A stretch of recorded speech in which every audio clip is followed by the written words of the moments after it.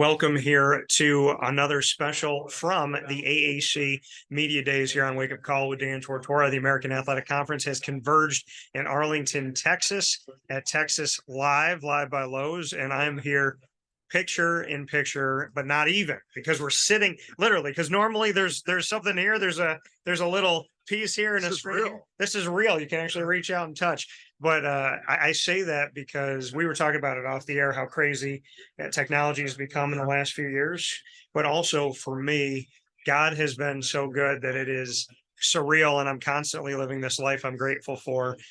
I was a fan of yours as a kid growing up, and I was telling people who thought I was nuts, I was like, Trent's got this. They're going to win the Super Bowl. And people are like, really, Dan? Trent Dilfer and the Ravens? Back to ever playing the Super Bowl. How could you say that? So I was defending you as a child. Thank you.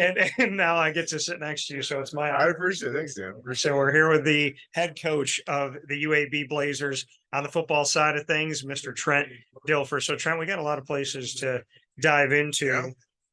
Mark Ingram, the Associate VP and Director of Athletics at UAB, he decides to bring you in, and he went on record of saying, what's 10 minutes with Trent Dilfer to what became an hour and a half conversation that you had? What was that conversation like? And I'm not surprised that it went from 10 minutes to an hour plus, but what is it about that conversation you remember?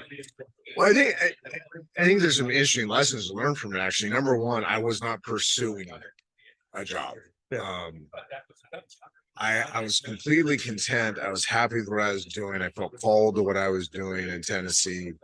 I think Mark was not trying to hire me, so it was just a very nice, casual conversation, getting to know each other, and getting to know philosophically. Yeah. With the state of college football and leadership in general and team building and mentoring and nurturing, all these different things, like where we both stood. And I think he would tell you, I probably asked him as many questions as he asked me. My wife had kind of needled me a little bit, saying I had a few schools pursuing me, and my wife had kind of needled me, like, you need to listen. I'm not saying you have to do it, but you need to listen. The year before, I just kind of said, no, I'm not listening. Yeah. I felt like I was cheating the people, the community that I was at, if I was listening to something else. But the conversation with Mark, I didn't feel like I was interviewing. I was just exploring. And I think because of that, we were both really honest. There was not a sales pitch. There wasn't coach speak. There wasn't AD speak. It was like, hey, I really don't care if you like me or not. And I think we both kind of felt that way. And yeah, the true colors came out in a good way. So I mean, we were all in that. We talked about parenting. We talked about the state of college football. We talked about things I've learned in my career, things he's learned in his career. The state of a young person, how he learns, how he or she learns. I've raised three, big time Division I athletes. So have not just walked with them through their journeys, but their teammates. Yeah. So although I haven't coached college football, I have a pretty good insight into the makings of a collegiate athlete and the challenges they have, and all the pressures they have that surround them. And I think that was good for him to hear. And I think, was able to shed some light on some stuff that maybe isn't talked about. And, it was refreshing for both of us. How do you think life would be if every conversation was not a sales pitch? Well, we try to keep it that way. I get into trouble. Because I wouldn't say trouble, it becomes controversial because I'll say the things that a lot of people won't say because I believe them to be true. I do think we need a little more transparency, a little more honesty. I think people need to be held accountable for things they're doing to others that maybe aren't appropriate. That happens in college football. And, I'm not afraid to say those. I have a unique position. I'm probably one of the few coaches in the game that doesn't need this. I think power is a stupid word, but there's freedom in it. There's freedom in knowing that I don't have to coach. I don't have to have a job. I don't have to do this. This is my personal pain repurposing the passion. This is a calling for me. This is a duty for me. This is obligation I feel like I have. God's given me a lot of good and bad in my life. He's given me a really, really rich football life, being around some of the greatest minds that have ever coached the game. I play with 12 Hall of Famers. I've seen up close and personal what true greatness is, not what coach speak greatness is, what true greatness looks like. With those, how those people are wired, what their coaches were like, what their networks were like. And I feel like I owe it back to this game to give back to it as much as it's given me. And I feel like God, because my personal story has also positioned me to help some of these young men as they go through some real challenges in life. It's hard to be a 20-something year old man right today, and to help walk them through this journey is, I think, beneficial to them, but it's really good for me. I didn't get to parent a boy. I lost my son when he was 5.5. So it's a gift to be able to parent these young men in a way, and coaching is an extension of parenting if you do it right. And you go into that adversity that obviously you've gone through in life. And, they always say, and it's one of the hardest things to hear, but they say, a parent should never have to bury a child. We did. And from that, I can imagine its effect on you will be lifetime, and your faith in God is still here. So bring me into growing through a time that can be so hollow, and at the same time leaning on God instead of saying, well, obviously God doesn't love me. Yeah, I mean, this is it's 20 years removed. So you have 20 years of growing in this. And it's changed over time. I would say there was a season of real hardcore grief. And within that grief period, there's a reckoning that comes with your relationship with God. It goes way beyond vacation Bible school and Bible studies and kumbaya groups to real, like, do I really believe that you are who you say you are? Do I really believe, does my family believe that you are good all the time? That somehow this incredible pain that we're experiencing, that your master plan is still at work. So there's that period. And when you get raw with God, he very clearly answers those questions the way he says it. So then you come out of that and you're kind of in this healing period. And in the healing period, I think helping others becomes a big part of that. I think being available for other parents that have gone through the same thing, families that have gone through the same thing. I think telling your story, I think keeping Trevin, was my son's name, his memory alive is part of that healing. So it's this period block. And now I don't know if my family's gotten to this. I actually have not asked them this question, but I know I've gotten to this point where there's a period of Thanksgiving. I feel like, what? And that's really the neatest. The probably spent about 4 years for me, 4 or 5 years for me, where now I'm actually thankful that he is with his heavenly daddy instead of his earthly daddy. I'm thankful that he is spared the pain of this world. I am thankful that he is in paradise as God promises. I am beyond thankful that he is with Jesus in the palm of his hand. I mean, he is with other lost ones that came into the Lord. Like he is home. Yeah. I think for the non-believer, that's the hardest thing to hear, is how can somebody say that? This is a temporary residence. Yeah. And our stay here can be 5.5 years like my son, or it can be 105 years. But his temporary residence expired and he's home and we're waiting to get home. And so for me, the grief, the healing, and now the gratitude.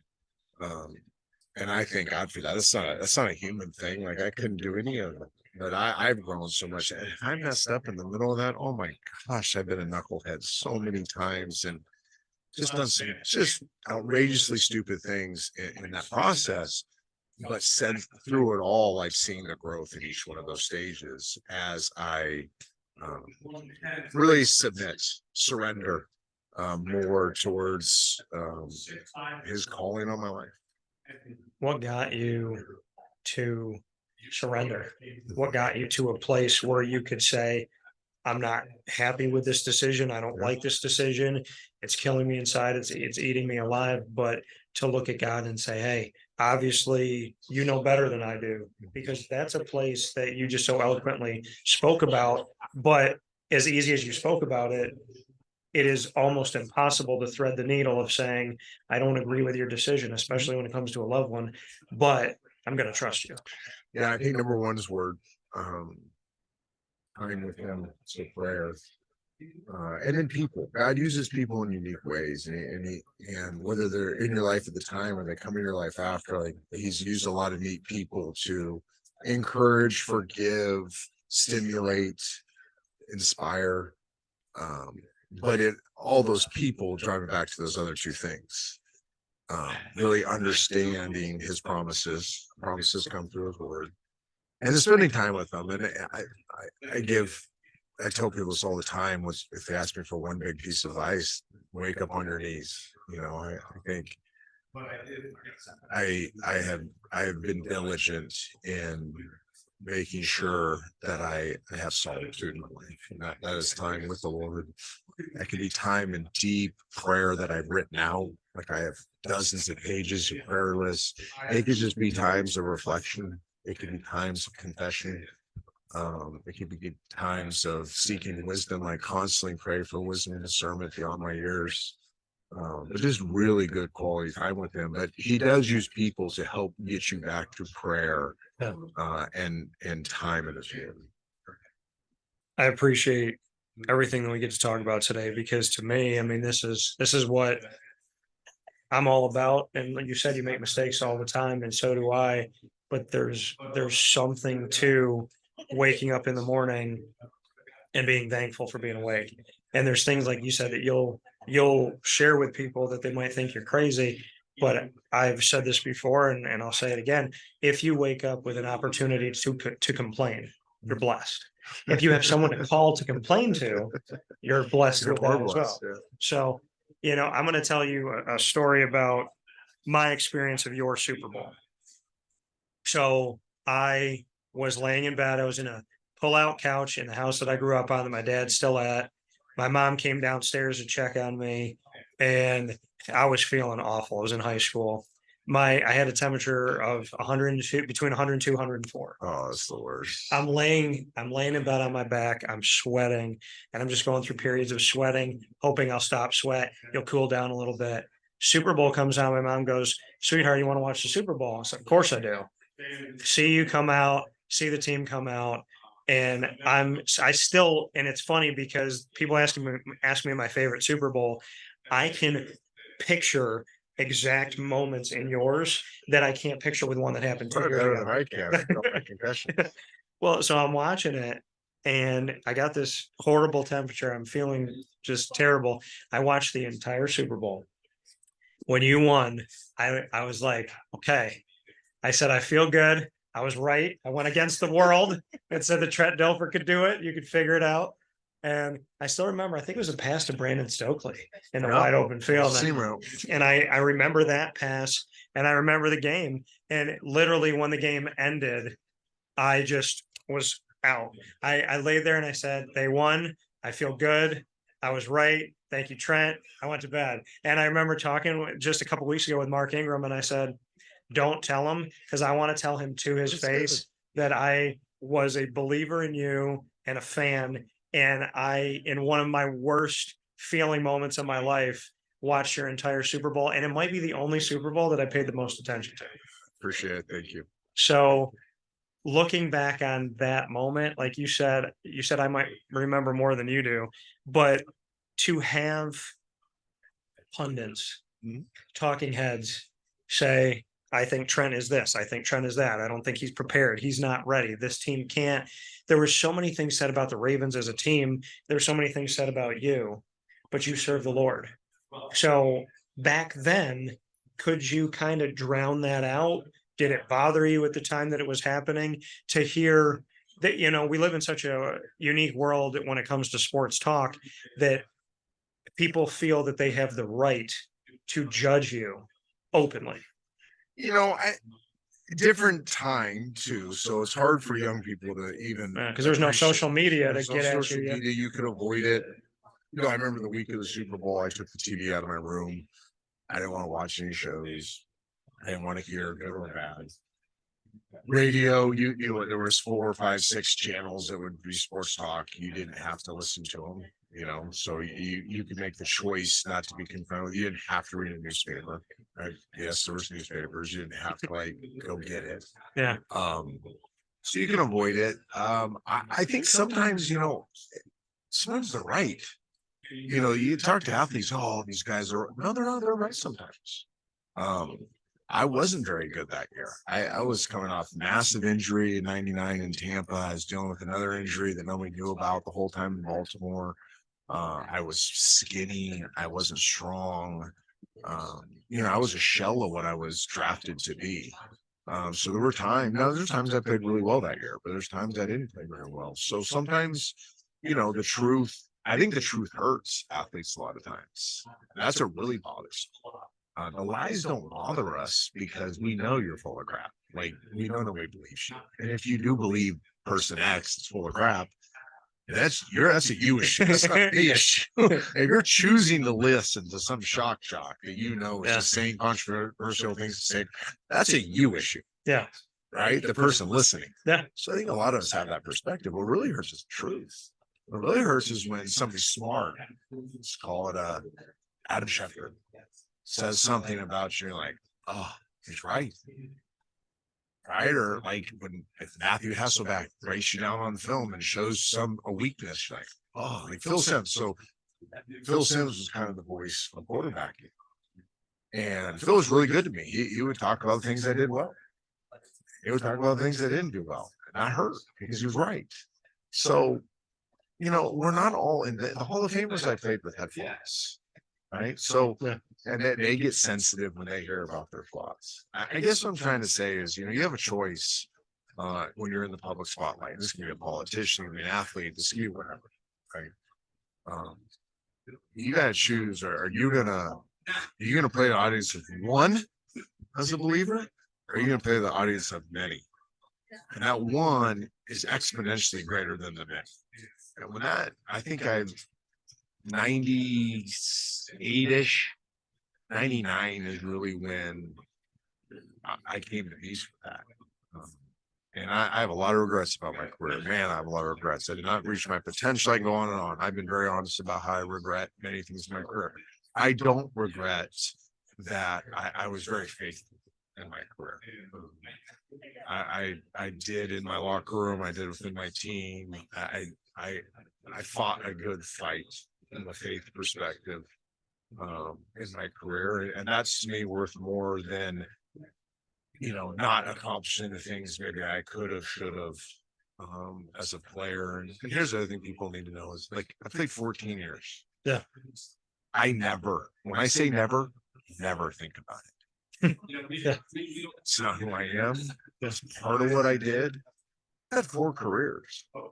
That was one of them. Yeah. It was cool. I'm so thankful I had it. And don't take that as I'm not thankful I had it, but it doesn't define me. Like, that's what I joke about. You call me the worst quarterback. I don't care. You call me the worst quarterback wins the Super Bowl. I'm a father. I'm a husband. I'm a brother. I'm a son. I'm a grandfather now. I'm a servant. I'm a coach. I'm a mentor. I'm a businessman. I'm a lot of things besides a football player. Yeah. So, I take your shots. Bring them on, baby. They don't faze me.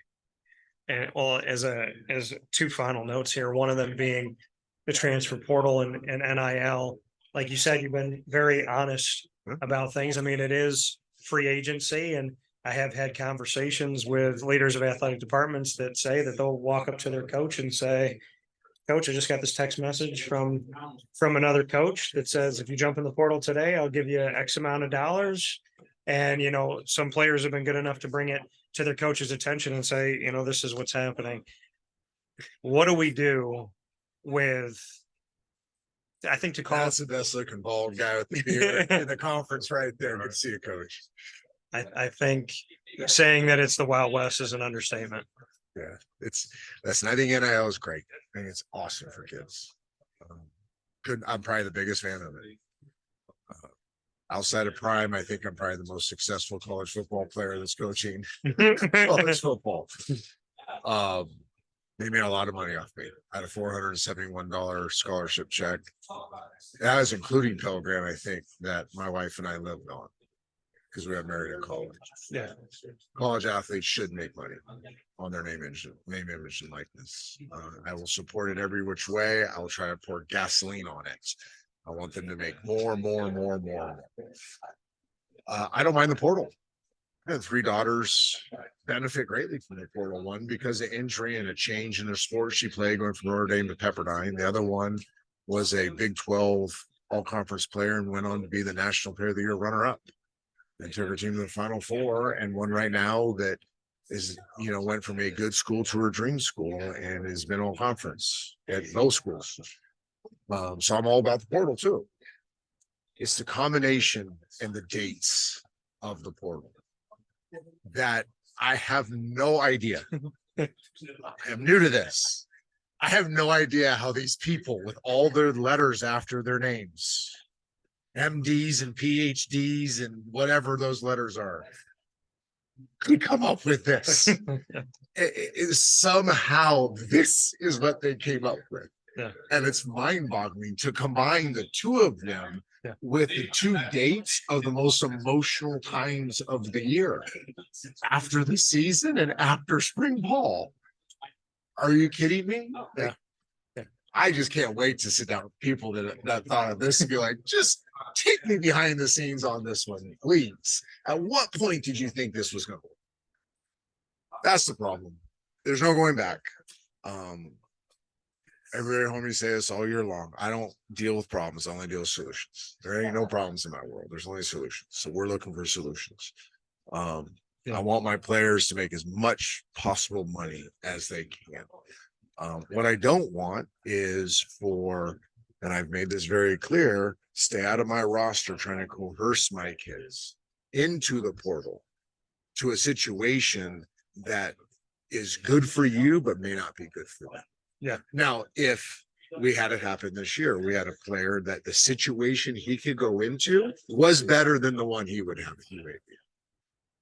So that's why he sat in my office and I said, this hurts. You're a really good player. You make us better.